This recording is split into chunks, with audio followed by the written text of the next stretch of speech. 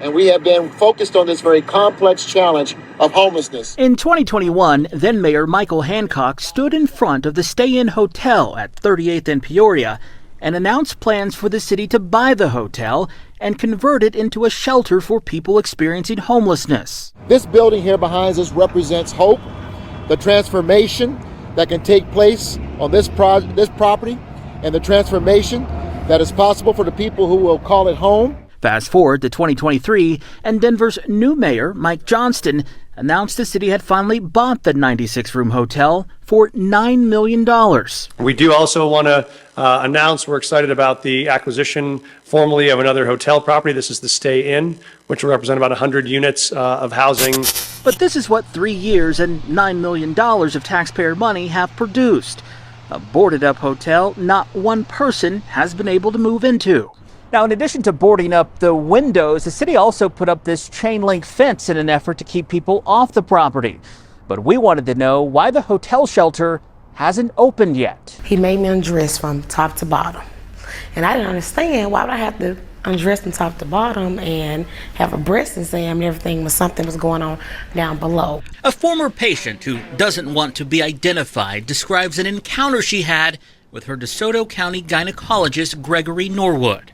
She says during exams, Norwood touched her inappropriately and insisted on taking photos of her. Just lay back and I'm going to take some pictures.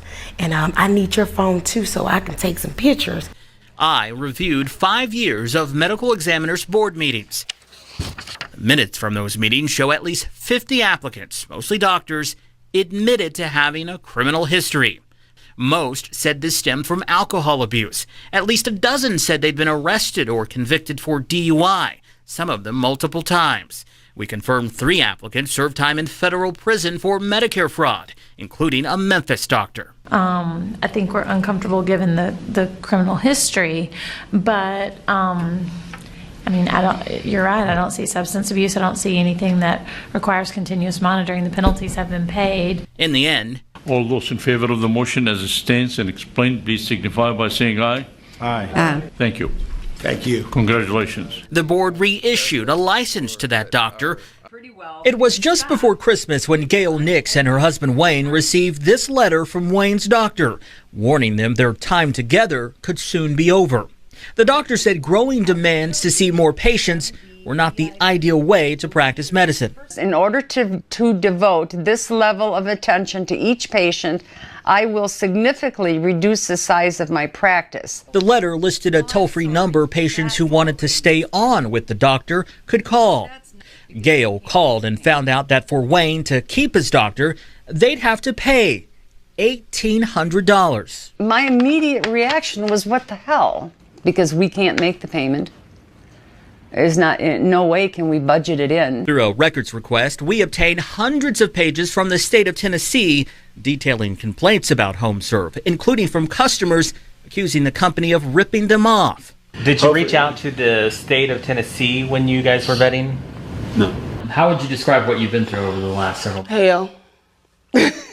You want me to be honest? Hell.